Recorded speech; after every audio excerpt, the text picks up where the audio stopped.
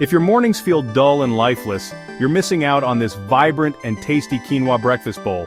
Packed with protein, nutrients, and a whole lot of yum, this bowl is everything you need to jumpstart your day. First, let's sauté that spinach. Heat up a tablespoon of olive oil in a pan over medium heat.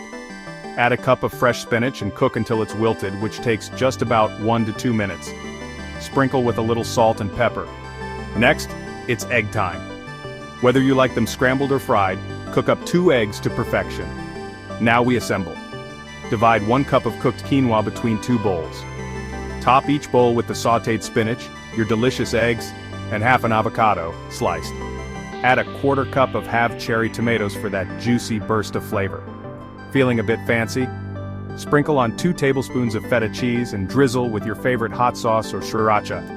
And there you have it, a vibrant, hearty, and super nutritious breakfast bowl. Want to mix it up?